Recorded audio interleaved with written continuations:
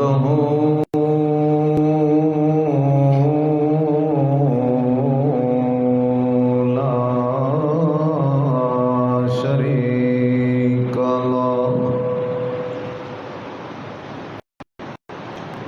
لا شريك له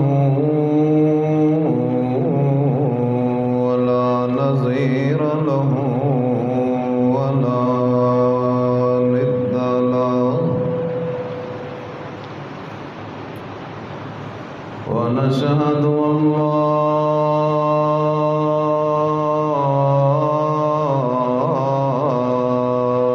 إله إلا الله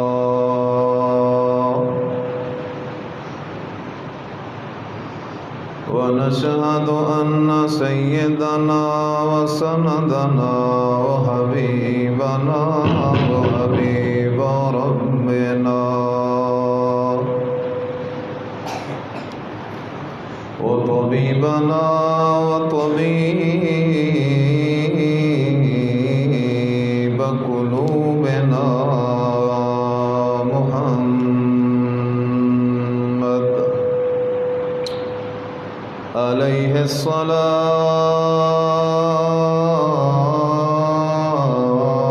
الصلاة والسلام.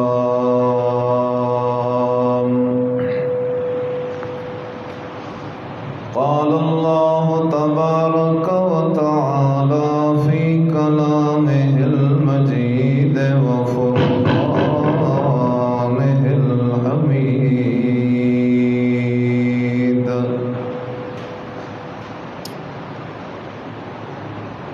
وقال إني ذاهب إلى ربي سيهدين. رب هب لي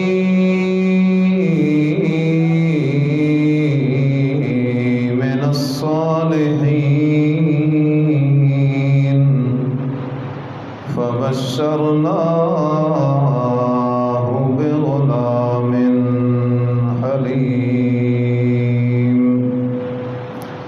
إن الله وملائكته يصلون على النبي يا أيها الذين آمنوا صلوا عليه وسلموا تسليما. اللهم صل على محمد وعلى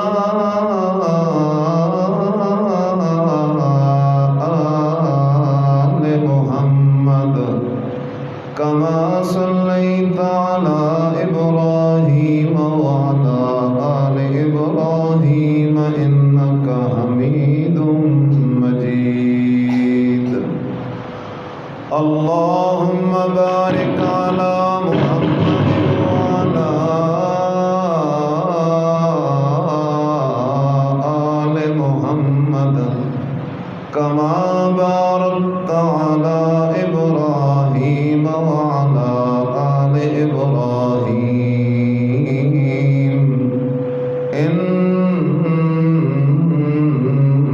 إنك حميد مجيد. سبحان ربك رب العزة عما يصفون وسلام على المرسلين والحمد لله رب العالمين.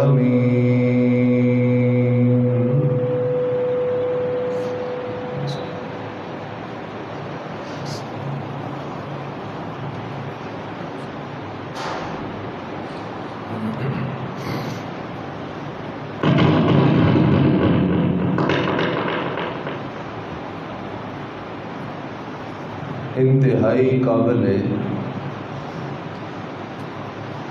صد احترام محض مخلص موحد مسلمان دوستو بھائیو بزرگ،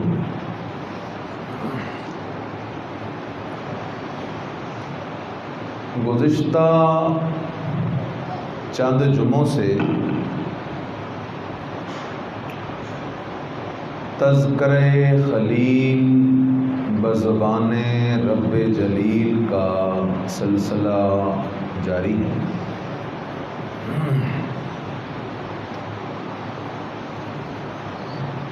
اور سلسلہ گفتگو یہاں تک پہنچا تھا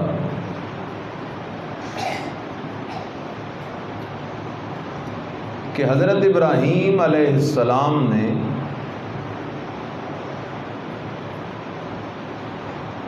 اللہ کی توحید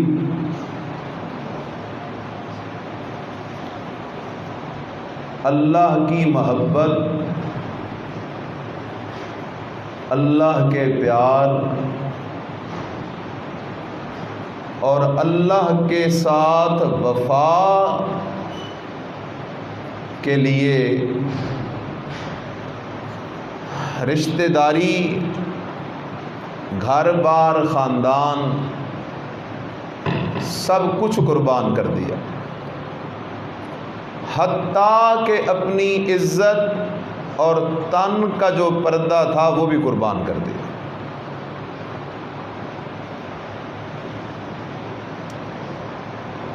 اب اللہ پاک نے حضرت ابراہیم علیہ السلام کو ہجرت کا حکم کیا،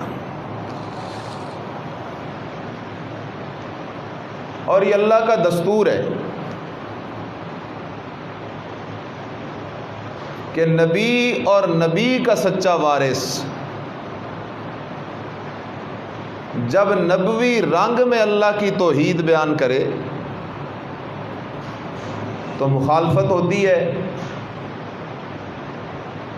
اور مخالفت بھی کوئی چھوٹی مخالفت نہیں، انتہا درجے کی مخالفت ہوتی ہے۔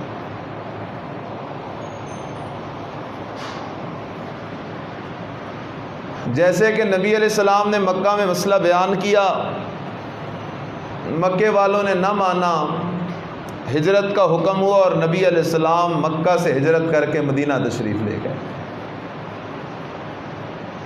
مدینے والوں کا مقدر تھا، ان کے مقدر میں آمنہ کے لال کی صحبتیں تھیں، آمنہ کے لال کی محبتیں تھیں، آمنہ کے لال کی مہمان نوازیاں تھیں، آمنہ کے لال کی شفقتیں تھیں۔ اسی طرح حضرت ابراہیم علیہ السلام نے بھی اب فیصلہ کیا کہ یہ تو مانتے کوئی نہیں، لہٰذا اب یہ علاقہ مجھے چھوڑ دینا چاہیے، اور ہجرت کے لیے تیار ہو گئے۔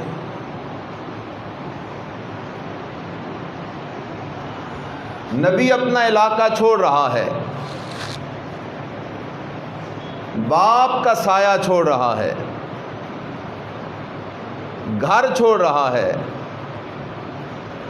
ماں کی شفقتیں چھوڑ کے جا رہا ہے۔ کیوں؟ صرف ایک مقصد کے لیے کہ وہ راضی ہو جائے۔ کون راضی ہو جائے؟ اور اللہ بغیر توحید کے راضی نہیں ہوتا۔ اللہ کی رضا کی کنجی وہ مسئلہ توحید ہے۔ ابراہیم علیہ السلام نے ہجرت کا فیصلہ کیا، جب نکلنے لگے بوری بسترا باندھا ابراہیم نے علیہ السلام نے، ہجرت کر رہا ہے۔ کیا جھگڑا ہے؟ کوئی زمین کا جھگڑا، کوئی عہدے کا جھگڑا، کوئی رشتے کا جھگڑا، کوئی کردار کا جھگڑا، جھگڑا ایک ہے، قولوا لا الہ۔ ابراہیم علیہ السلام جب نکلنے لگے، باپ آ گیا، برادری والے آ گئے، رشتہ دار آ گئے۔ ابراہیم، ابھی تک تو نے مسافری کی نہیں ہے، اب تو جا تو رہا ہے لیکن تجھے پتہ نہیں مسافری کتنی سختی ہوتی ہے، لہٰذا ہمارے ساتھ مل جا اور یہ شہر اور علاقہ چھوڑ کے نہ جا۔ ابراہیم علیہ السلام نے جواب کیا دیا، ذرا قرآن کا انداز تو دیکھو۔ بسم اللہ الرحمن الرحیم۔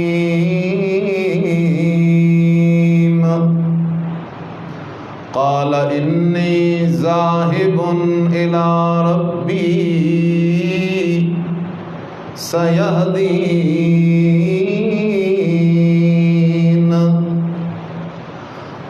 میری قوم والو، تم مجھے ڈرا رہے ہو کہ گھر نہ چھوڑ، برادری نہ چھوڑ، رشتہ داری نہ چھوڑ، تکلیفوں اور مصیبتوں میں پھنس جائے گا۔ اور میری قوم والو، مجھے کوئی پرواہ نہیں، اس لیے کہ باپ کو چھوڑ کے اپنے رب کی طرف جا رہا ہوں، برادری کو چھوڑ کے اپنے رب کی طرف جا رہا ہوں، تمہارا تعلق، تمہاری شفقتیں چھوڑ کے اپنے رب کی رحمتوں کی طرف جا رہا ہوں، اس لیے مجھے کوئی ڈر نہیں۔ انی ذاہب الی ربی، میں ابراہیم اپنے رب کی طرف جا رہا ہوں، سیہدین، اور میرا رب بڑا مہربان ہے، وہ خود میرے لیے رستے سیدھے کرتا جائے گا۔ اس لیے کہ رستے سیدھے کرنے والا اکیلا کون ہے؟ ہر وقت ہر دکھ کی گھڑی کے اندر لجپالی اور مصیبتیں دور کرنے والا اکیلا کون ہے؟ سب اس طرح یار من چھوڑ کس پاس فرمایا انی ذاہب الی ربی سیہدین، میں اپنے رب کی طرف جا رہا ہوں، وہی میری ضرورتیں پوری کرے گا، وہی میرے ٹھکانے کا بندوبست کرے گا، وہی میرے ساتھی پیدا کرے گا، وہی میرے معاون پیدا کرے گا۔ ابراہیم علیہ السلام اپنا علاقہ چھوڑ کے نکل پڑے، جا رہے ہیں رستے کے اندر ایک ریاست سے گزر ہوا، وہاں کا ظالم بادشاہ، کافر بادشاہ، اس کا دستور یہ تھا کہ جو مسافر بھی گزرے اور اس کے ساتھ کوئی نوجوان لڑکی ہو، کوئی خوبصورت عورت ہو، اسے اپنے پاس بلا لیتا، اپنی ہوش کا نشانہ بناتا، ظلم کرتا، زیادتی کرتا۔ حضرت ابراہیم علیہ السلام کے ساتھ آپ کی بیوی، آپ کی اہلیہ حضرت سارہ رضی اللہ تعالیٰ عنہ جا رہے ہیں، دونوں میاں بیوی، آگے کسی ٹھکانے کا پتہ کوئی نہیں، کسی گھر کا پتہ کوئی نہیں، کسی رشتہ دار کا پتہ کوئی نہیں، سب کچھ چھوڑ چھڑا کے اللہ کے لیے اپنا علاقہ چھوڑ کے نکل گئے۔ آگے ظالم بادشاہ کی ریاست میں جو پہنچے، ابراہیم علیہ السلام اور آپ کی بیوی حضرت سارہ دونوں کو پکڑ لیا گیا۔ ابراہیم علیہ السلام کو جو پتہ چلا کہ یہ بادشاہ بڑا بدگماش ہے، آپ پریشان ہوئے، کہیں یہ ظالم میری عزت پہ ہاتھ نہ ڈال بیٹھے۔ لیکن معلوم یہ ہوا کہ اگر کسی کے ساتھ اس کی بہن ہو تو بادشاہ اس کو کچھ نہیں کہتا، کسی مرد کے ساتھ اس کی بہن ہو تو بہن کو کچھ نہیں کہتا۔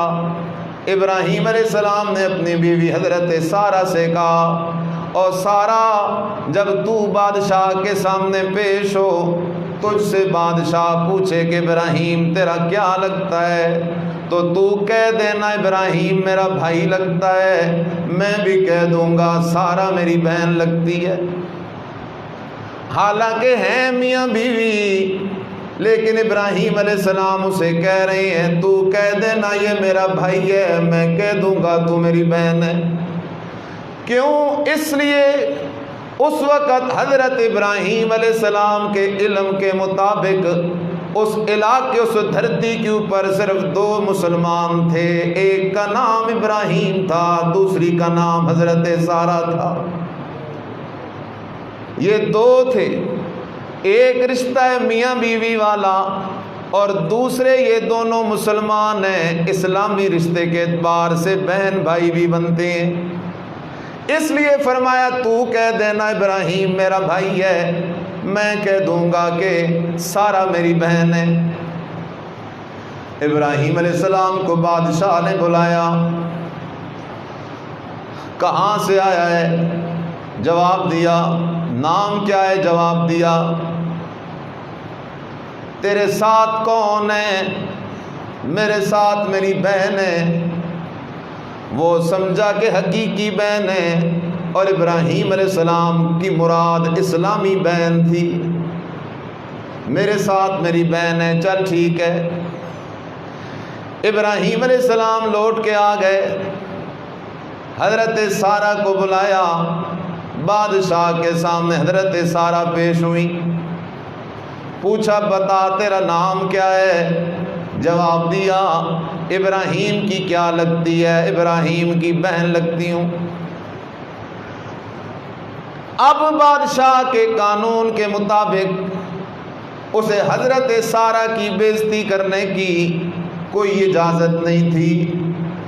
عادت اور قانون یہ تھا کہ بہن ہو تو اسے کچھ نہیں کہتا، لیکن جب انسان درندہ بن جائے، انسان تب تک انسان ہے جب تک اس میں اسلام ہو، اللہ کی توحید ہو، آمنہ کے لال کا طریقہ ہو۔ لیکن اگر یہی انسان اللہ کی توحید کا باغی ہو جائے، آمنہ کے لال کی سنت کا باغی ہو جائے، تو یہ بھیڑیوں سے بھی گیا گزرا ہو جاتا ہے۔ اس لیے تو اللہ نے قرآن میں فرمایا وَلَقَدْ ذَرَأْنَا لِجَهَنَّمَ كَثِيرًا مِنَ الْجِنِّ وَالْإِنسِ لَهُمْ قُلُوبٌ لَا يَفْقَهُونَ بِهَا وَلَهُمْ آذَانٌ لَا يَسْمَعُونَ بِهَا وَلَهُمْ أَعْيُنٌ لَا يُبْصِرُونَ بِهَا أُولَئِكَ کل انعام بل ہم اضل۔ اللہ کہتے ہیں جو ظالم انسان دل سے وہ کام نہیں لیتا جس کام کے لیے میں نے اسے دل دیا ہے، یعنی اللہ کی توحید کا مسئلہ سمجھنا، نبی علیہ السلام سے سچی محبت کرنا، کان سے وہ کام نہیں لیتا جس کام کے لیے میں نے کان دیا ہے، یعنی اللہ کے قرآن کی آیتیں سننا، نبی کی سچی حدیثیں سننا۔ آنکھ سے وہ کام نہیں لیتا جس کام کے لیے میں نے آنکھیں دی ہیں، کائنات کی چیزوں میں غور کرے، اپنے وجود میں غور کرے، جانوروں میں غور کرے، پرند چرند میں غور کرے، آسمان میں غور کرے، زمین میں غور کرے، پانی میں غور کرے، روزی میں غور کرے۔ جس چیز میں غور کرے گا ہر چیز آگے سے چیخ کے جواب دیتی ہے لا الہ الا اللہ۔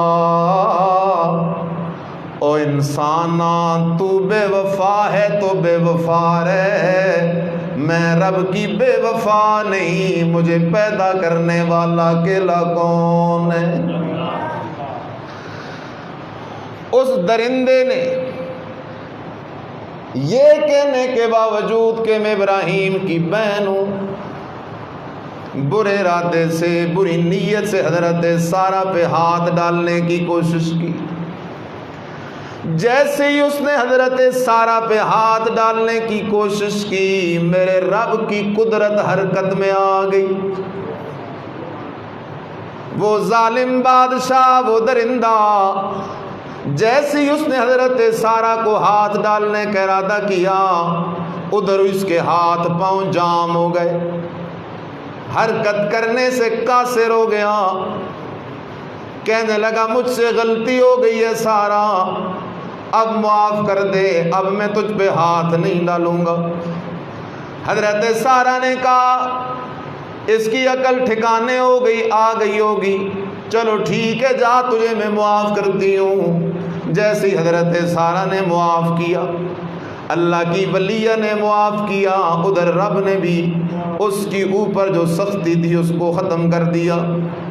جیسے ہی ہاتھ پاؤں پھر حرکت کرنے لگے، پھر اس کو شیطان نے دوبارہ کہا چل حرکت کر آگے ہو، کیونکہ شیطان کا مشن یہ ہے نبیوں کو تکلیف دینا، نبیوں کے عزیزوں کو تکلیف دینا، نبیوں کے سچے وارثوں کو تکلیف دینا۔ اور شیطان اپنے اس پروگرام کے لیے آئے روز نئے نئے ایجنٹ پیدا کرتا رہتا ہے۔ چل دوبارہ کوشش کر۔ جیسے دوبارہ اس نے حضرت سارہ پہ ہاتھ ڈالنے کا ارادہ کیا، اللہ پاک نے پھر اس کو درجام کر دیا، ہاتھ پاؤں نے حرکت کرنا چھوڑ دی، رونے لگ گیا، چلانے لگ گیا، گڑ گڑانے لگ گیا۔ اب کہنے لگا اب کی بار سارا مجھے معاف کر دے، پھر دوبارہ میں تجھ پہ ہاتھ نہیں ڈالوں گا۔ حضرت سارہ نے کہا او ظالمہ، ایک دفعہ تجھے معاف کیا، تو نے پھر ہاتھ ڈالنے کی کوشش کی ہے، اب پھر تجھے معاف کروں، رب مہربانی کر دے، تو پھر باز نہیں آئے گا۔ کہنے لگا نا سارہ اب کی بار مجھے معاف کر دے، پھر میں تیری عزت پہ ہاتھ نہیں ڈالوں گا۔ حضرت سارہ نے اسے معاف جو کر دیا، اس کے ہاتھ پاؤں ٹھیک ہو گئے۔ فوراً اپنے نوکروں چاکروں کو بلا کے کہتا ہے لے جاؤ اسے میرے دربار سے، لے جاؤ اسے میری خلوت گاہ سے، پتہ نہیں تم کسے لے آئے ہو۔ اور ساتھ اس نے ایک باندی جس کا نام ہاجرہ تھا، وہ باندی بھی حضرت سارہ کے سپرد کر دی، یہ باندی بھی لے جا۔ اور وہ باندی بڑے مقدروں والی تھی، اللہ کے فیصلے بڑے عجیب ہوتے ہیں۔ کدھر سے چلا حضرت ابراہیم خلیل اللہ، کدھر پہنچا اس ظالم بادشاہ کے دربار میں، کدھر سارہ پہنچی اس بادشاہ کے سامنے، کدھر اس نے ہاتھ ڈالنے کی کوشش کی، ذلیل و رسوا ہوا، کدھر اس نے حضرت ہاجرہ کو بی بی سارہ کے حوالے کر دیا، ہدیہ کر دیا، تحفہ دے دیا۔ یہ سارا پروگرام کدھر سے چل رہا ہے؟ اللہ کے خزانوں دربار سے چل رہا ہے، کیونکہ اسی حضرت ہاجرہ کے پیٹ سے اللہ نے حضرت اسماعیل علیہ السلام کو پیدا کرنا تھا۔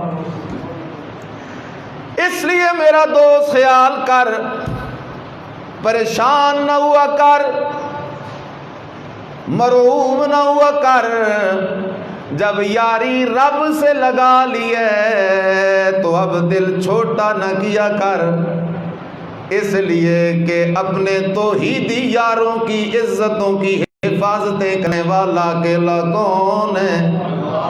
اس لیے تو قرآن کہتا ہے وَتُعِزُّ مَن تَشَاءُ وَتُذِلُّ مَن تَشَاءُ، جسے چاہتا ہے عزت دے دیتا ہے، جسے چاہتا ہے منٹوں میں ذلیل کر دیتا ہے۔ کسی کی عزت نہیں، عزت ہے تو خدا کی، عزت ہے تو مصطفیٰ کی، عزت ہے تو قرآن کی، عزت ہے تو قرآن والوں کی، عزت ہے تو خدا کی، عزت ہے تو خدا کے عاشقوں توحیدیوں کی، عزت ہے تو مصطفیٰ کی، عزت ہے تو مصطفیٰ کے سچے عاشقوں سنت پہ چلنے والوں کی، عزت ہے تو قرآن کی، عزت ہے تو قرآن کے مطابق اپنے عقیدے بنانے والوں کی۔ اس لیے حضرت سارہ لوٹ کے جو آئی ابراہیم علیہ السلام کے پاس، اللہ اکبر، حضرت سارہ دیکھتی کیا ہے، ابراہیم کھڑا ہے نماز میں، کس سے باتیں کر رہا ہے؟ اللہ سے باتیں کر رہا ہے۔ اس لیے کہ وہ ظالم کافر بادشاہ ویسے تو جام نہیں ہوا، ادھر حضرت ابراہیم نے کس سے رابطہ کیا ہوا تھا؟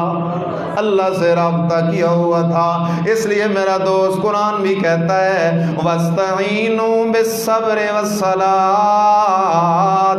إِنَّ اللَّهَ مَعَ الصَّابِرِينَ۔ او میرا بندہ، قبر پرست پہ جب تکلیف آتی ہے تو قبر والے بابے سے مدد مانگتا ہے، سورج پرست پہ تکلیف آتی ہے تو سورج کے سامنے جھکتا ہوتا ہے. تعویذ پرست پہ مصیبت آتی ہے تو تعویذ والوں کے پیچھے بھاگتا ہے. تو خدا پرست ہے, تو توحیدی ہے. جب تجھ پہ تکلیف آ جائے تو دو کام کیا کر.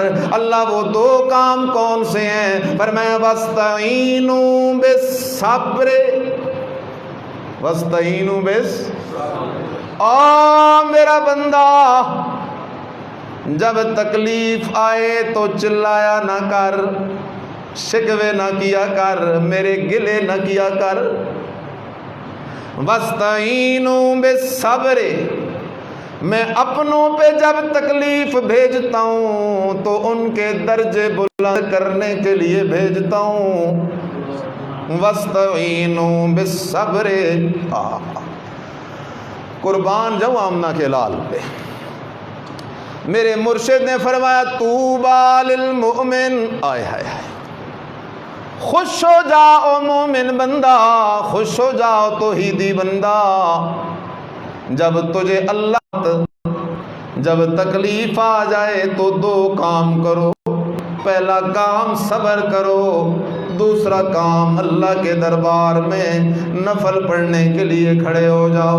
اللہ کے دربار میں سجدے کرنے شروع کر دو, اللہ کے دربار میں رکوع کرنے شروع کر دو.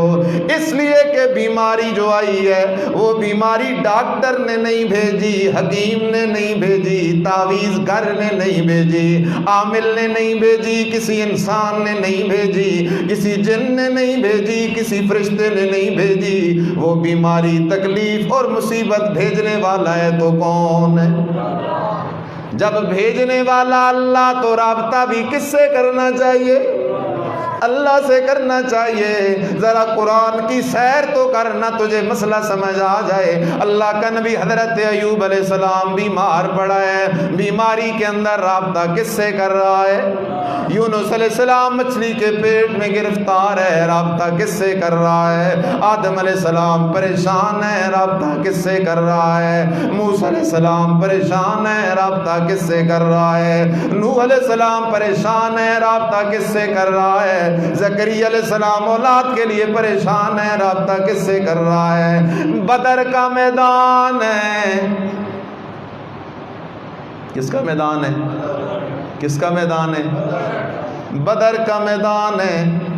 اس لیے کہ ہم اس نبی کے امتی ہیں جو مجاہدوں کا بھی امام ہے. اس نبی کے امتی ہیں جو مجاہدوں کا بھی. آج ہمارے پاس نے نبی علیہ السلام کی سیرت کو یوں پیش کرنا شروع کر دیا کہ اس کو سن سن کے یوں محسوس ہوتا ہے کہ گویا کہ ہمارے نبی کسی کو کچھ کہنے والے تھے ہی نہیں. نہ میرا دوست, میرے نبی کی سیرت اور میرے نبی کا دل مومنوں کے لیے دریا ہے اور کافروں کے لیے اشداء علی الکفار ہے. آمنہ کے لال کے دل میں کفر اور کفار کے لیے کوئی نرمی نہیں ہے, اس لیے میدان لگائے. آواز لگ گئی ان محمدن قد قتلا,